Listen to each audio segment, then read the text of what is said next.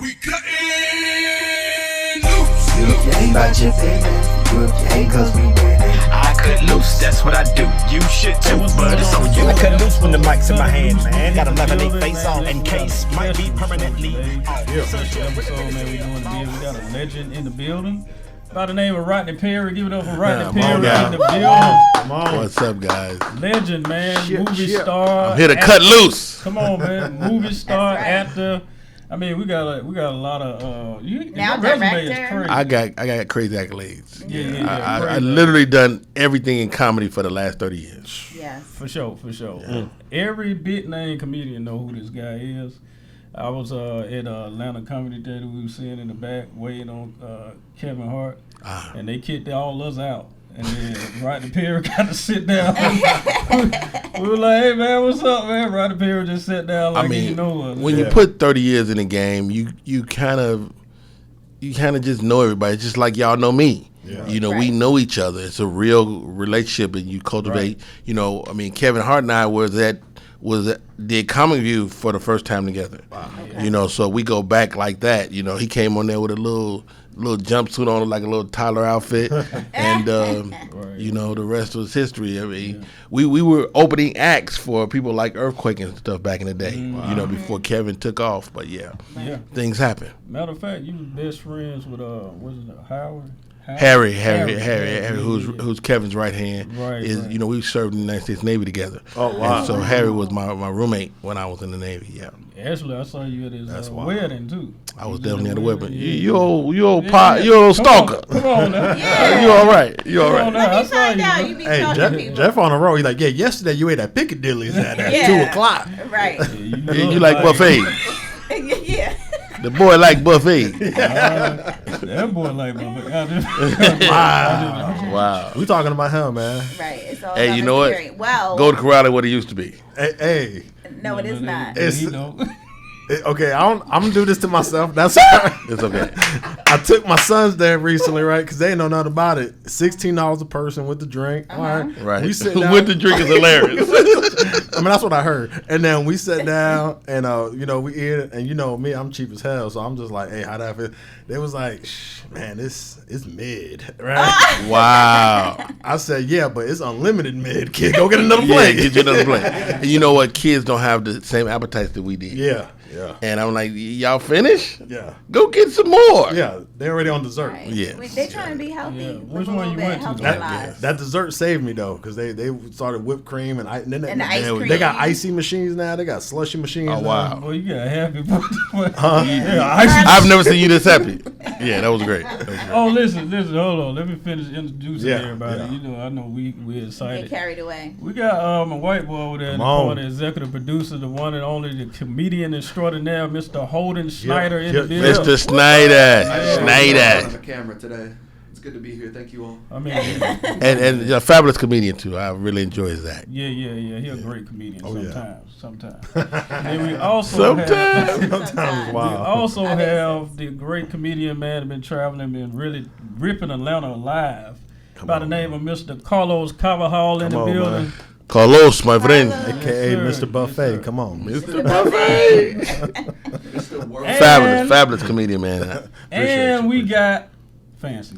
Hey, all right. Don't downplay it like wow, like that? Moving on. I've been playing. Fancy, y'all know who Fancy is. She acting everywhere. We actually did a movie together. Yeah, we did. We had a good time. Right. We had a good time. She wanted to be here. This was the only time she was on. She don't be coming no other time. That's not true. Don't listen to him. Don't listen to him. Rodney, what time did you go be there? 12:30. I told her 11. She was here at 11. Wait a minute. Don't listen to him. I'm always here and I'm always on time. Today I had something, so I was like, "What time is Rodney gonna be there?" So I can make sure that I make it. You know we got other people in here that know what time you get.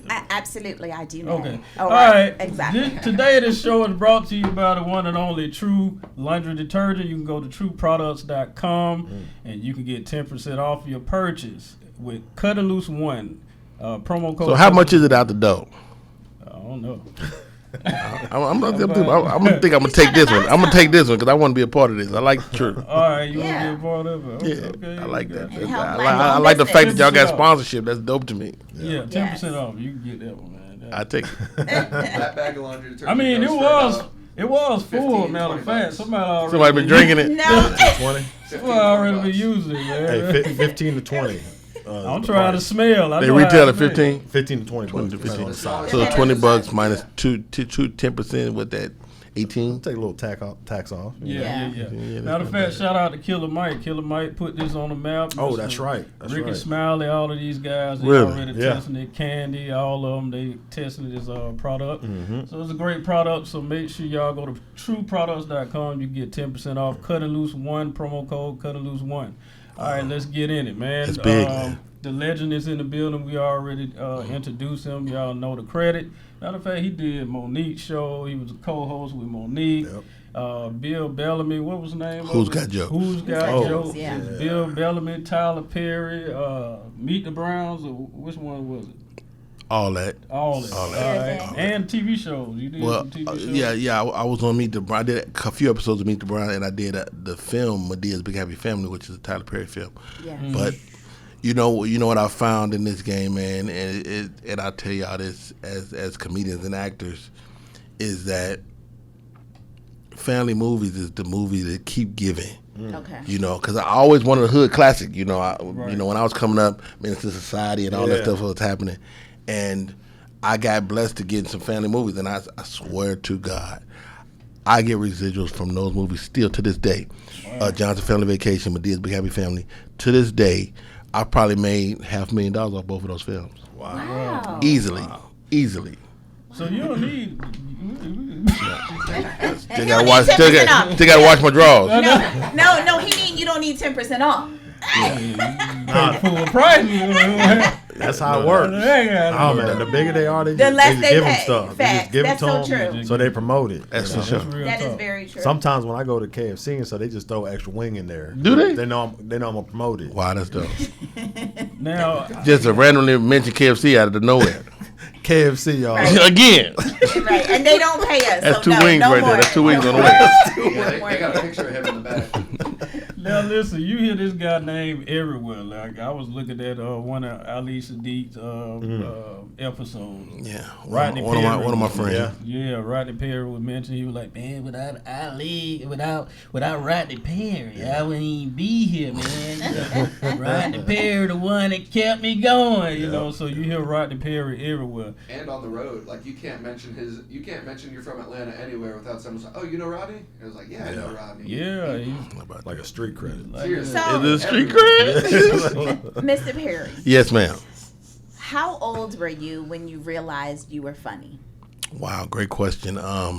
Probably about 6 or 7, maybe younger, because my family would have get-togethers at the house, like growing up get-togethers, and they would listen to party records. You know, Mom's Mabley, you Red Fox, and those things, people from that era, right? And I just remember laying there on the floor. My room was right off the living room, and listening to whoever that was on the record, and them captivating the room. And I was like, wow, I want to do that. And that was the beginning of the idea. But it wasn't until I saw Eddie Murphy on television on Saturday Night Live that I was like, that's what I am. Yeah. That's it. That dark dude with the little overbite, that's me too. Okay. Possible. Yeah. Wow. Yeah. As soon as you saw him, you knew, like, I'm going to be I didn't doing know that. what it was. I didn't know. And of course I didn't find it as a profession too much later on. But I had identified myself as a comedian very young. That's awesome. I had a teacher that would let me tell jokes at the end of the day if I shut up. That's dope. Yeah, that is, because that helped cultivate, you Yeah. know, your gift. Indeed. So that was your reward for just not clowning. Right. If you will shut up, we'll let you tell some jokes at the end of the day. That's funny. That's awesome. That's Your a fact. first stand-up was to your class. Indeed. Now, what was your first job, like real job? 9 to 5. Well, I mean, I consider being a comedian a real job. I try not to diminish what we do, but I mean, I worked at Walmart. I worked at a place called Shoetown. I worked know at Shoetown. You know about Shoetown? Yes. That's hilarious. I worked at Shoetown. I did a few conventional jobs, and I didn't find acting till much later. Okay. Because I was already a working comedian when I found acting. Because I noticed that all the comedians that were actually really working, they were also actors. Every single one of them. You know, from Guy Torrey to Chris Spencer and all those guys, they were all not just comedians; they were actors as well. And so I began to take acting classes, and I studied with Tasha Smith and T. Saw at the very beginnings of that. And that's made me sustain me for the last 2.5, 3 decades. Right. Got you to be doing some different things. Indeed. And what was that first non-comedy adjacent production project you were part of? Whether it be a movie, Wow. or TV show, what was that first thing where the mindset shifted? I did a movie called Malibooty. It was called Malibooty. They eventually changed the name to something else. I can't remember the name that they changed it to. But it was a Brian Hooks movie. Oh, okay. So y'all familiar with Brian Hooks? Oh, yeah. Brian Hooks had a long career. Him and his director, Barry Bowles. If you can find a director that gets you, as an actor, you can have a great career. And Brian Hooks, he was that guy. He was that guy for the era, like the late '90s. And so I got a film with Brian Hooks, and I got to play Pedro. I played a Latin dude. Oh yeah, I can. Why tap you? Why tap you? Why that ain't cool? I'm sorry, I apologize. He's like, Watch out for ice. that's not funny. That wasn't cool at all. That wasn't cool at all. I apologize. I got 3 cousins we looking for. What was that Brian Hooks movie, man? With Faison Love, where he just got out of jail and he was trying to stay out of jail, but yes. the whole day was crazy. What was it? I can't remember the name of that movie, man. You just called the movie nobody knows but you and I. Yeah. UPS? No. No, not at all. Not at all. It was but there was something you said I was going, but I can't remember the name of the movie. It was definitely a Brian Hooks movie, Yeah, and it's Faison is in it. I can't call it right now, but it'll come to me. But he did have a chokehold. He had a great run, man. I mean, he probably had 20 movies during that time, and that proves how you make relationships. Because like we work with Mr. Galloway, who is kind of that guy now, Right. and Barry Bowles was that guy back then. And he just texted me last week like, yo, congratulations, I see you directing now. Yeah. And so it was kind of cool. Yeah, and I'm excited about that, to see your movie that you just directed. Yeah, man. You know what? The good thing about it is it's not a comedy. Yeah. Right. Because, we are comedians, people kind of pigeonhole you. All he can do is comedy. And so I got to direct a thriller called Deceitful Lies. And I mean, I got to direct a sex scene, which I don't want it to devolve into no porn. Yeah. So I'm like, how do you do this? How do you maintain The integrity. The integrity. You got to take care of your actor. You got to make her feel comfortable, make him feel comfortable. So it was a lot involved, and I had to try not to look at no titties at the same time. Right. Yeah, that's How'd hard. that go? That's hard. I wasn't successful. There's 2 of them. Failed. There's And the two lie to look detector at. determined. But actors are very sensitive, and you got to just take care of them, and that's what everybody wants. That's true. And I understand that after doing acting for 2 decades, that I try to give my actors all that I wanted to have. Yes. Yes. Yeah. How do you get actors, because you've been in the industry, but this is your first Directorial debut. So how do you get that trust? Because they're like, man, he's a comedian, he's an actor too. How's he gonna look out for our career and what we trying to accomplish? I think I can't speak for them. I think that my longevity in the game kind of gave them a sense of this guy can handle this. Yeah. And I got a lot of respect on the set because of that, because of the 25, 30 years in the game. And And I think that you just you don't know that he can't do it till he start messing up. Right. And so you just don't mess up if you can help it. But I think you just have a way about you. Like when I first met you on set, it's just like you know everything's gonna be all right. You have that about you. So Wow. I don't feel like actors coming into it would be like, oh, is he gonna do this right? Is he gonna know? Because he just has a way about him, and he treats everyone the same. You don't have to have a name. You know, everybody gets that same thing. Because I don't know if you remember this, but I do my my Instagram show Tips for Tuesday, and I was like, will you do something on it? And you spoke and gave a word for Tips for Tuesday with me, and it's just he's a great vibe. That's awesome. Yeah, and it doesn't hurt that I've been teaching improv for the last 10 years. So improv workshop, what's up? the improv workshop has been going. So that's kind of directing in itself. So I began to cultivate the tools I needed already, but without even knowing. You know what I mean? And I would say that to all of y'all. Y'all probably got other gifts. Yeah. And those gifts will make room for themselves. Right. That's the word. Yeah. What's your gift, Carla? Man, I'm trying to get into acting too. All jokes aside, I know you probably Oh, thought I was gonna my say bad. cooking. I thought I was gonna say cooking, huh? Taste testing. Taste testing. Food Network taste I test. wasn't gonna say that, bro. That's why I asked Cooking you. with Carlos this Friday. That's why I asked you. That sound good. That sound good. I like it. I should get a food truck. Yeah. Don't let Wow. Don't let No, not a food truck, but just cooking with Carlos. I hate being a big dude because everybody assume I own a food truck. No, they don't. First of all, if you own a food truck, that'd be dope. I'm sure the food would be delectable. It will be. I hate that I have to represent myself like this. Like I'm gonna stand on 10. It's gonna be good. No. But you're an actor as well. So have you had the opportunity to act yet? No. I did a little indie project stuff. Me and my brother, I got 5 Yes, I did any project. Yes. Oh, Yes, okay. that is an Okay. opportunity. That's real. I mean, you got to think all the stuff you do nowadays, the skits, all that's acting. Right. Acting 101, and every time you work with a different director, it's a new chance to learn something new. Yes. And so you're already living your dream. You're already there. Yeah, that's why I wanted to ask you too, man. Since you mentioned the skits and stuff, qualifying as being actors. Now, I heard a lot of veteran comedians mention this. How you feel about the internet comedians? You know, that's not really doing stand up, but they being acknowledged as a comedian. Yeah. How you feel about it? Well, stand up is another thing.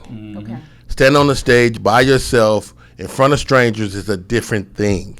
And so, but people don't differentiate between stand-ups and personalities. They don't differentiate. The people that watch us, that love us, they don't make the subtle nuances of being a comic or being on the internet. All I know is I like this dude I watch every day. Yeah. Right. And so how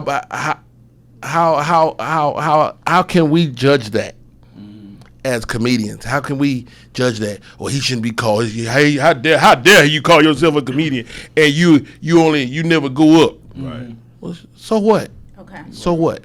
How about this? If you keep telling jokes, you're gonna figure it out. Yeah. Right. We all started somewhere. We didn't know it, and we kept going, and you kept going. So I don't diss young comics. I don't diss people in the entertainment, the social media world. I don't diss those guys. Now you got to work. You got to put the work in. Yeah. You can't not put the work in and expect it to yield fruit. You know, I like Desi Banks. Yeah. I like Country Wayne. I like what he's built. But the reality is, it's not a lot of them. Right. It's not. You think versus the amount of comedians in the world, there's a minuscule amount of social media comedians that are successful. Right. That's true. Yeah. It's just not that many. And so why spend our energy worrying about 5 guys? Yeah. How dare you? Right. That's true. Now, and I like, I haven't heard anybody really separate. Like, as a stand-up comedy, you're standing on stage with a microphone, right? Yeah. I think you could still be acknowledged as a comedian, but not just a stand-up comedian if you're not really doing stand-up, right? Right. So if you're a stand-up comedian, you're standing on stage with a microphone, like you said. You're doing the work, you're going to the open mics, you're working on your timing and all of that. But I think they get mad because I guess these guys are selling out shows and things like that. They're getting paid. The ball is always back in your court. As a comedian, the ball is always, well, shit, man, I want more money. I want to do this. I want to travel. I want to do this. Well, get your weight up. That's right. Right. Get your weight up. And that's true of all of us. Yeah, there's young guys just got in the game. They 5 years in. I like this guy Mojo Brooks. Yes. He's yes, I do relatively young in the game, but he's funny. He's funny. He's funny. How dare I not respect this guy? Right. And he's willing to put the work in. Now he's putting the work in. Now imagine if when you were open micer that you had 1,000 people know your name. Right. would that not change the world? Everything. That would change everything. I mean, you're funny now.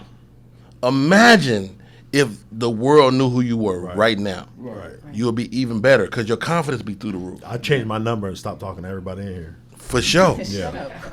Nigga, especially this nigga. You got First one. Block. you off the list. Block. Hey, put me on the buffet one more time. Block. No, but I get it. And then this is not new either. Like the idea of social media is new, but it's the only thing that's changed is how we get famous. Right. Like that's the only thing that's changed. Comedy has not changed. Yeah. How we get famous has changed. It used to be for me, that's it was TV and film. You Right. you did comedy for a certain amount of time, and then you graduated for TV and film. And I think what's wrong with comedy is not the young people; it's the old people. That's true. I think the old people are the problem because they didn't graduate. They want to adapt. They didn't graduate. Right. Like, so you do comedy, you graduate, you do TV and film. It's a big group that never graduated.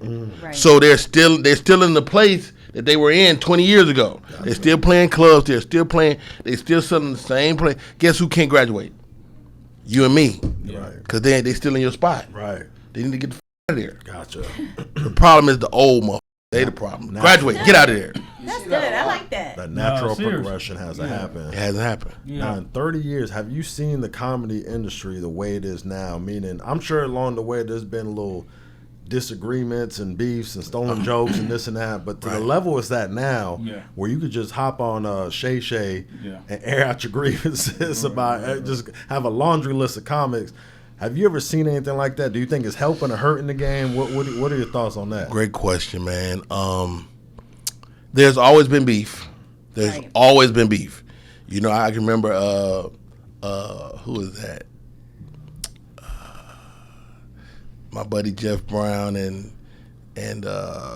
Arnez J was arguing over some word, a word that they both said, and they was mad. They was about to do karate on the middle of the street, and I'm thinking to myself, this is insane, right? So there's always been beef, but the world didn't have access to the beef, Right. So the thing now is that you got access. Club Shay Shay, you got social media, you got YouTube, so your access to it. So it's nothing new. Yeah. It's just that the world now has they can kind of take it and consume it right away, and that's the only difference really now. So do I agree with it? You know, I'm not one. I mean, don't get me wrong. There's people I don't like. Okay. There's people I don't want to be around, but I would never say that in public. Right. Right. Yeah, that's real. That's classy. Yeah. Let me ask you this. Yeah. So family is important. You have a family. I have They're 6 important to children, you. 6 children, Yes. a wife, and Yes. So tell me a little bit about how that was difficult in trying to, get to where you are, spend time with your family. In the beginning, work a 9-to-5 job while you're building who you are, so you could be more fluid in your time. I mean, I miss some days. I mean, if you're gonna be a father or a mother or whoever you are, if you got responsibilities as a comedian, you gonna miss some days because most of the time we work on holidays. Right. You know, I work Memorial Day. I miss Valentine's Day every year because that's People go out to see. they come see me. Yeah. And so we as a family had to learn that those days were few and far between. And my family tells stories sometimes, and I'll be like, when that happened? They're like, oh, you wasn't here, Daddy.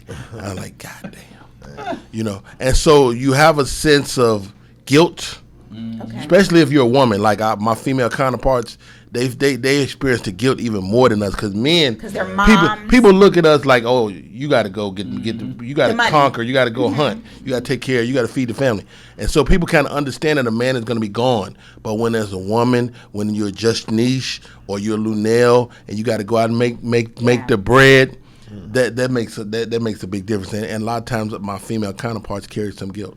Yeah, that's deep.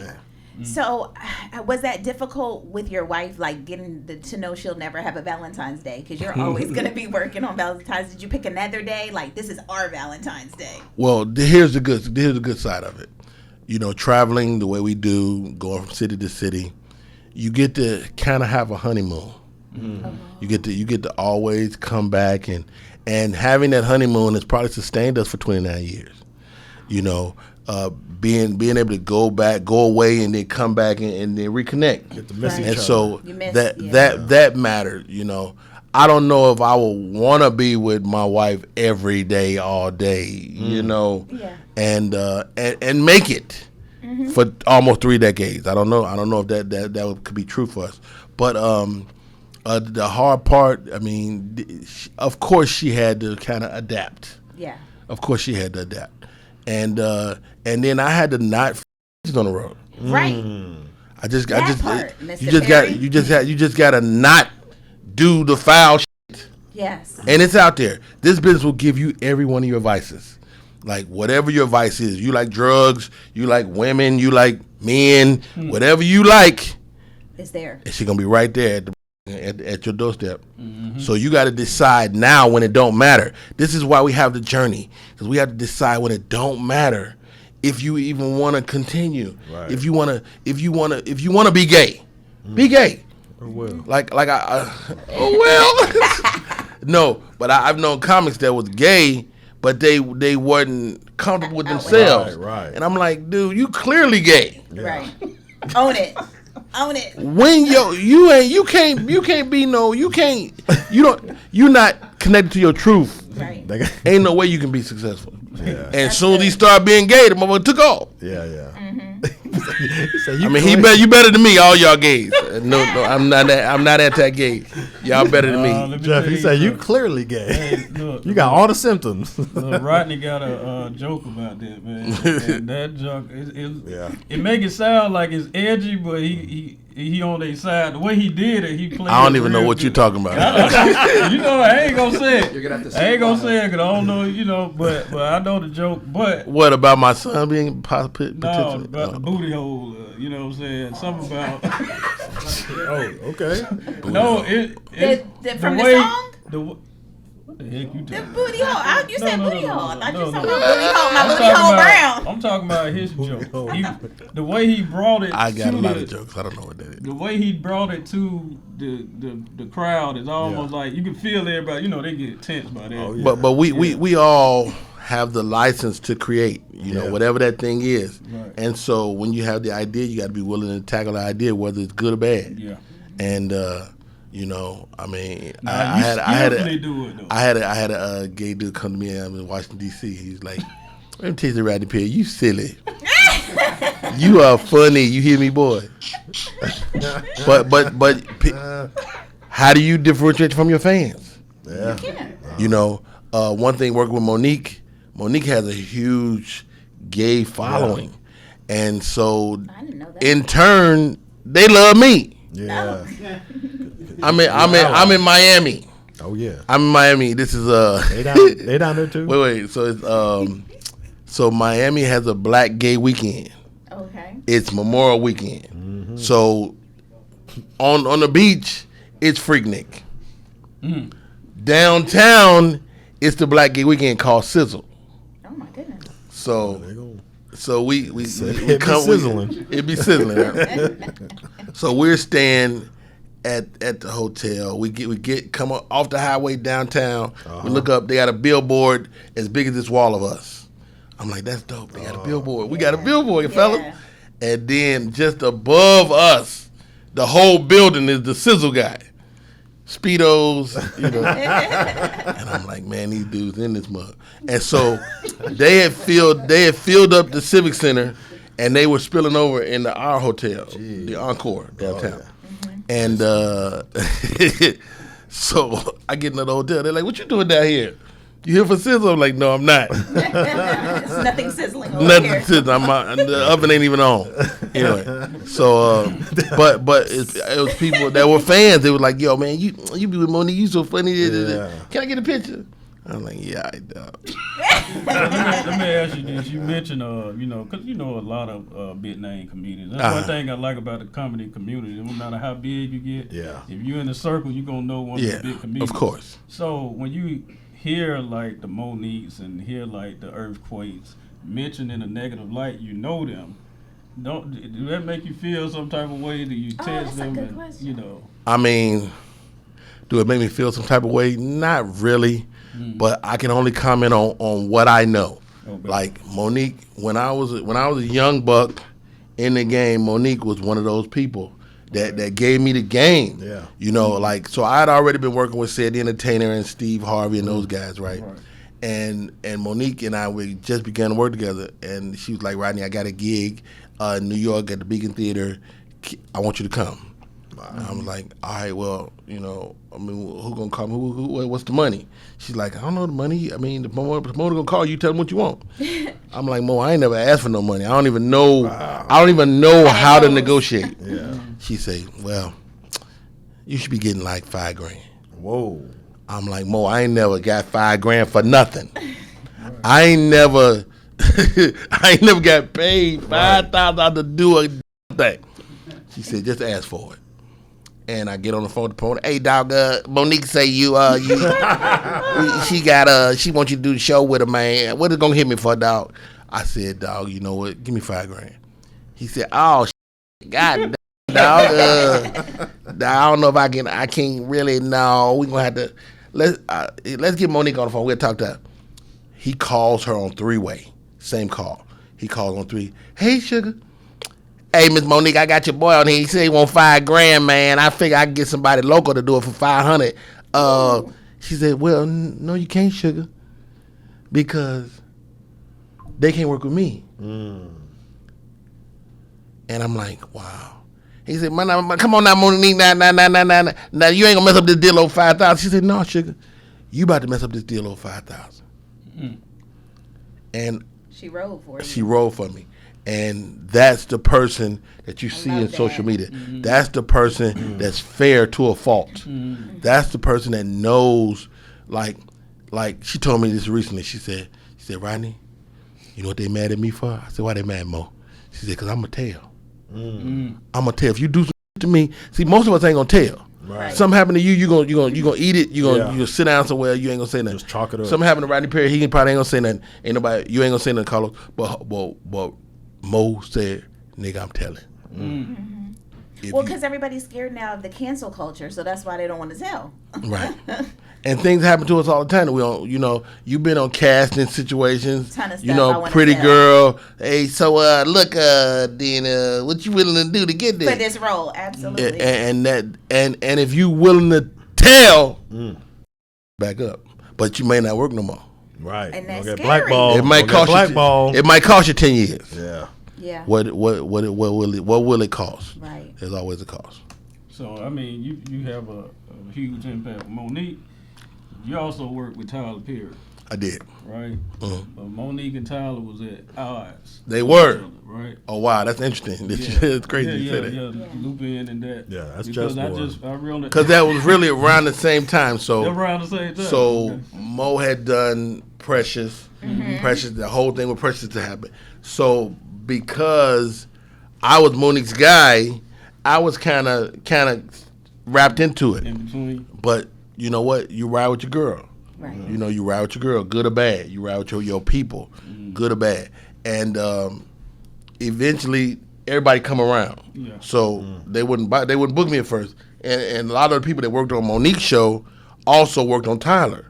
A lot of the behind the scenes folks. I was like, why they won't book me? They was like, nigga, they just not fucking with you right now. Wow. And so I had to wait maybe 6 months, and then I get a call for an audition. And what you got to do, you got to kill audition. Right. So when I get to go in for Medea's Big Happy Family, they came to see me. Tyler's right hand man at the time came to see me at a comedy club. And he was like, man, I'm going to have something for you. He called me the next day with an audition. And it was a long audition, too. You're going to get this. It was 10 pages. The audition was 10 pages. Okay.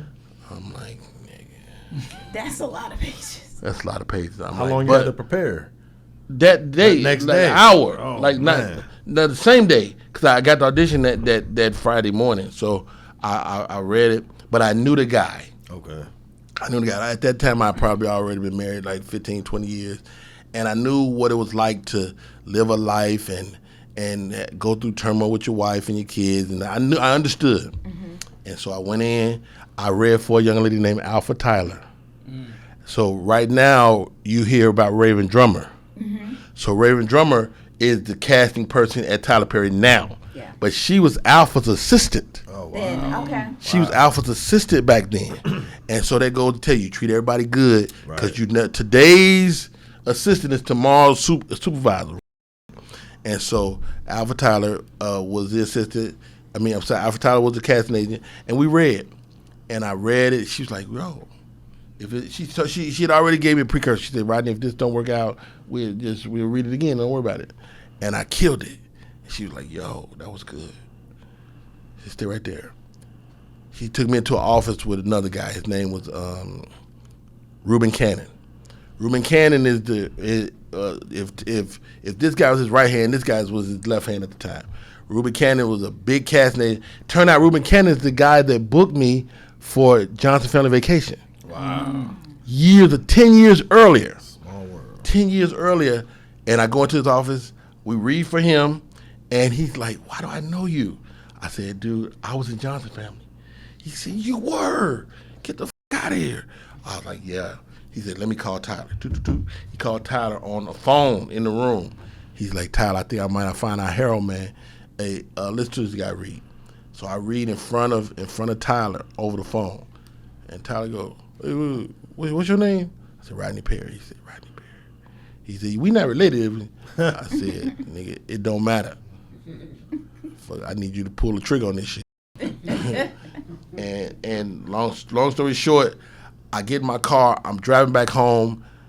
They had already booked me, but they hadn't booked me. They hadn't went through the channels. Right. But I got a call from the wardrobe. Wardrobe was like, because wardrobe know everything first. Right. Wardrobe was like, "Hey, we need you to come in and get fitted." Da, da, da. I'm like, they haven't hired me yet. Right. I don't have a contract yet. Nothing. It's like, "Oh, I'm sorry. Bye." And by the time I got home, I had a job. That's Come on awesome. now. Medea's Big Happy Family, and it's been probably, I think it's one of the best Medea movies, and it's been a film that has fed me many times over Amen. through the That's years. good. Oh, that's good, bro. That's Yeah, good. man. And you killed it in there too, man. Yeah. I mean, I get mixed reviews because people don't. The guy gets beat up by his wife. He gets beat up by his children until he put his foot down. And that was important for me to me that I had a redeeming quality. Right. That my wife ain't just fucking running me over all movie. Right. It can't end like that. It can't end like this. And my strongest moment was when he consoles her at the funeral for her mother. That was a strong moment for me. And there's no dialogue. It's just him being there for his wife, and that was a good thing. Was there anything you had to do specific to prepare for that, or was it just a life of being there for your wife? Great question. For me, it was definitely the life I was already living. It was close to my life, definitely. The preparation is this is true for all actors. Know your lines. That's right. Just know your lines. And then you can color between the lines. You can improvise. You can find little stuff. So as a comedian, as an actor, know your lines. And then the second thing, have an idea. Like have a way you approach it. So know your lines, know what's on the page, and be ready to do that. But they go, because what they do inevitably for comedians, they go, "You got anything? What you think? Throw Come on, something Carlos. in there. Give me some, Carlos. Come on, Carlos. Give me some." And you like, "Nigga, I don't want to write down. My mind ain't right." But at the same time, you just gotta be ready to. I would have do just that got stuff. real dramatic. My wife was beating on me. They would have let me loose. Boy, my improv lines would have been wild. That's but it. I would have. Improv is not just comedy. You improvise drama as well. I would have Yeah. channeled some Tina Turner stuff. You know what I'm talking See about? that? It's Get like, it. Get it. boy. Scene. Go. It's the last time you go hit me. And then I get up slow to build up the drama, like I'm getting out of a wheelchair. So if Tina Turner had to do it all over again, knowing about the abuse and everything, would she have still done it? If she still went with Ty, would she still have went with Ike Turner? Oh, in real life? What do you think? Whew. Oh, I don't think so. You don't think But so? she's an icon. She Like, went, well, the 'Cause she redeeming. might not be the- if she didn't Are we just- join with her answer is that. Oh no, her answer is your answer. Her real life answer is like, if I had to do it again, I wouldn't have done it. Yeah. Because she went through a lot, went through a tribulation, lot. but at the end she was able to get away and then build herself back over. So to some people in life, that's the most important part, right? All the jewelry, the fame, all that stuff. They could. Sometimes you don't get to be who you are without going through what you went through. Yeah. Right. Yeah. You don't get to be who you true. are. Like my daughter and I, we had a conversation recently, my oldest daughter, right? And she's like, Dad, you weren't there for me. And I'm like, you know what? I apologize for that. But you don't get to be you if I am there. Yeah. Like, if you don't go through your struggle, you don't get to be the solid human being you are now. Yeah. So I'm not saying let me off the hook, but it's over. Okay. And how's that received? I mean, we have a great relationship now. Okay. I mean, we talk every day. We playing Scrabble right now. That's good. That's my dog. That's I my like dog.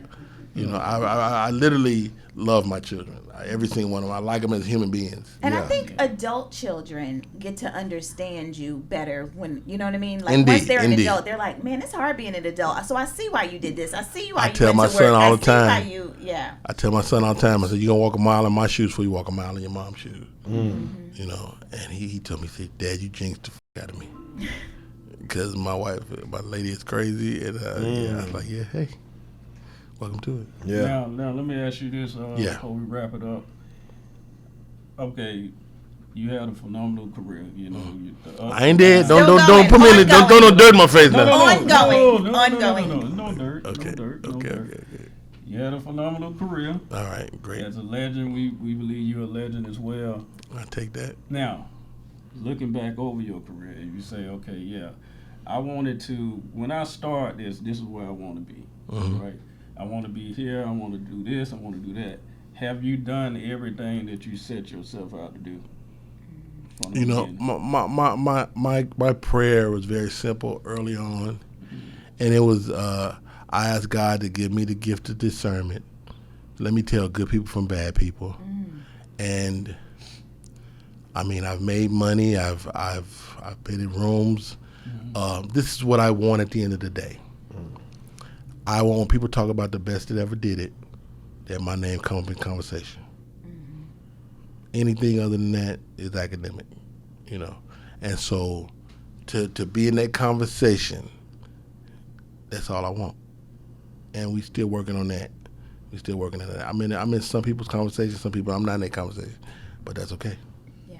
I mean, we have to do the assessment of why you're not in that conversation. You might be killing them on stage. You know what I'm saying? You never know. You never know. Hey, you're a beast on stage, dog. Come on. Appreciate you, brother. Beast on stage. I mean, I'd go out on a limb and say, because I'm a very on-paper person, I only count the greats of the people that I've seen. You're definitely a legend out of everyone I've seen perform on stage, there's few people who can do it like you. The way you control a room, whether it's standing or sitting, you have everyone's full captivation.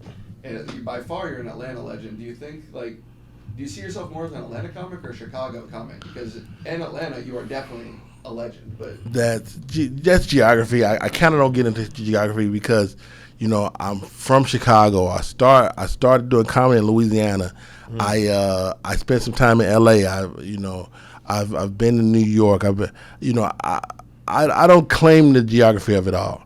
And I have people that try to diminish you. Oh man, you a top Atlanta comic.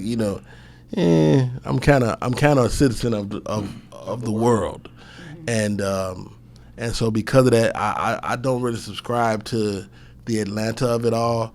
Although this is a great talent pool to be in. I think Atlanta, to me, Atlanta comedians are working class comedians. Like LA breeds people that will end up on television and or film. Atlanta comedians are top-notch, funny comedians, but they work for a living. They got houses, they got wives, they got elevators in their crib, stuff like that. And they play colleges and they do stuff like that. And so I think they're blue-collar comics. And Atlanta breeds like a blue-collar comedian. That's like a really guy, black or white, that's a working comedian. And it's a great place to be out of because we're so good. I'm going to say this. I know you probably don't remember this. I definitely know you don't remember this. Okay. I was supposed to did 5 minutes and I only did 2 because I was nervous. Okay. This is why I was nervous. I know you remember the name of the show. But I know you don't remember that I was on the show. Okay. You were headlining. Okay. I was nervous because I didn't know how big it was. Right, it was probably like The show itself was the big. show itself was big. I mean, it was like 1,500 people in that building. So when they told me, So you didn't know going in. I didn't know nothing. Like, okay, you remember the comic Nate Dogg? What's his name? Nate Dogg? Larry Dog. Larry Dogg. Okay, he produced the Hallelujah series. Yes. Okay, that's him. So he was like, "Hey man, come and do some time." Clean comedy. Yeah, Yes. open up for Rodney. I said, "All right, cool." They put us on the flight, right? I said, "All right, cool." He said, "Yeah, it's just a little spot." Easy thousand people. Yeah. Easy He 1,000 people. was like, yeah. And you could easily not know because it seems like Exactly. I'm just going to do a set. Yeah. Exactly. He was like, "Yeah, man, it just just come give me 5 minutes, 5 or 6 minutes." I said, "All right, we good." So I'm coming, and this was my first big show. I'm coming, and then I pulled up, even in the parking lot where it was. You didn't What even all know. these cars doing out here? Right. So I was like, "Oh, they over there." So I'm like, "Okay, yeah, Rodney Perry." I said, "Oh yeah, I want to meet Rodney." I went in there, and he said, "All right, hey, you at the front?" I said, "Yeah." And that thing, security came up, and I was like, "What they?" What you doing? What you I was doing? like, "What's going on?" So he was like, "Yeah, Sir Jeff, come with me." We walking through the crowd because we had to walk through the back. And they were walking me through like I was a big name comedian. I was like, where all these people come from? I was shaking. I was just nervous the whole time. I was like, Lord Jesus, you got to help me with this. You got to help me. So they pulled me in the back and pulled me. Matter of fact, I didn't go to the back. They were like, yeah, you got to go now. Get on stage. So you go straight up I out the didn't street. have any time to prepare. And then I looked, they said, Sir Jeff, and I'm looking out there, there's like thousands of people. I'm like, yeah, so what y'all doing out here? I was so mad. I supposed to did 5, right? I probably did like 3 minutes because I was nervous. Less is more sometimes. Yeah. But when I got off and then Dog came back, he was like, so I know y'all looking like he was short, right? He was like, I ought to make him come back out here and finish. I said, That's what he said? yeah, he said, I ought to. So I mean, it was 3 minutes, but it was kind of good, you know what I'm saying? Okay. But I listened to the crowd, I was like, all right, it's time for me to go. I don't know if I'm a bum or not, you know what I'm saying? Right. So I got off the stage. He was like, yeah, I ought to make him come out here and finish. I was kind of embarrassed by that. I ain't even come in the back and holler at you at that. I left out of there. He gave me my little 200. I was up out I there, need bro. that 200. I needed that 200, bro. I probably didn't get much more than that, to be honest. Yeah. I know you have reached all type of heights in the comedy game, man, and these guys, even the newcomers and stuff like that. Now, with the pay, it's not the same as when y'all grew up. Y'all had a TV, y'all did a TV appearance. Y'all get more paid, right? I don't know. So here's one thing we all have to figure out. You got to figure out like what your pay is at each juncture of your career. Right. And so here's a formula that I have that can help you with that. So here's the formula. What does it cost you to live for a month?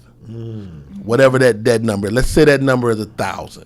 Cost you $1,000 to live for a month. You should be getting anywhere from 50% of that to a quarter of that.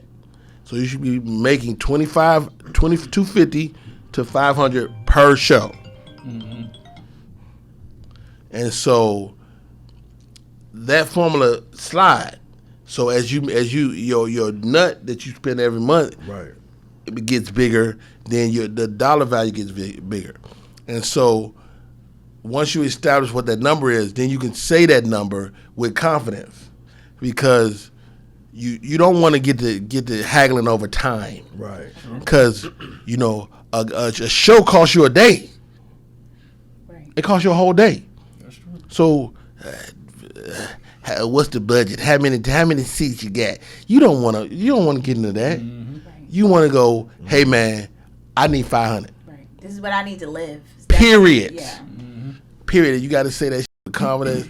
And how about this? The money will come. Yeah, that's true. The money will come. Do you have to have a certain amount of time you feel to have that confidence? Like if you know you got a tight 10, can you ask for 500 if you got to wait till you get 30 minutes? Again, it's relative to what it costs you to live. So, not necessarily, because the feature haven't got a raise in comedy in 100 years. Right. So it ain't no money. Ain't no money. Yeah. So if you featuring, let's say you going over me, and you featuring. Guess what? That's $100 a show. Gotcha. Period. Yeah. If you get lucky, you might get like 150. Gotcha. You know, because I said if I go, I want a 2-man show, then we get 150 instead of 200. But that's still what it is. Right. But I'm talking about as you start to negotiate and book things yourself and have conversations with promoters, people, because you're in a different place when a person calls you. Right. That's true. When I call Carlos, I'm already knowing I gotta pay. And guess what promoters never do? They never give you their best number off the Right. rip. They never give you their best number. So whatever he say, he got more than that. Right. He got more than that. Hey man, I want you to come in and do the thing, man. I got 500. That's $750 right off the bat. Right off the bat. Converted that real quick. Immediately. Yeah. That so has the money changed over my 30 years? Not a lot, not a whole lot. Wow. Not a whole lot. But when it changed, it changed. Our upside is crazy. Our upside is crazy. Kevin Hart is a millionaire. You know, he was standing next to me at one point. Wow. You know, but that's box office too. Yeah. You do 20 million at the movie theater, it's a wrap. Yeah. You know, and who brought Tiffany Haddish in? Kevin Hart. Kevin Hart and Tiffany Haddish do Night School. Night School do 20 million. Yeah. A quiet 20 million because it was just okay movie. It was right. It was They do a quiet 20 million at the box office. Guess what? Tiffany in now. Right. Yeah. You know, till she true. have a little scandal or something. You know, but you kind of never get unfamous. Right. You know, if you can stay famous, we're all working to get famous, and it's just different now. This you can do it from here. Right. You got more power than I ever had because you can do it from your phone.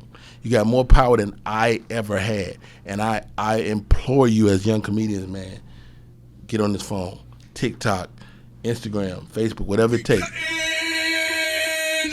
You ain't about your business. You ain't cause we winning. I cut loose, that's what I do. You should too, but it's on you. I cut loose when the mic's in my hand, man. Got them laughing they face off. And case might be permanently off. Sergio, where the business is, boss? I cut loose, what ain't good for me.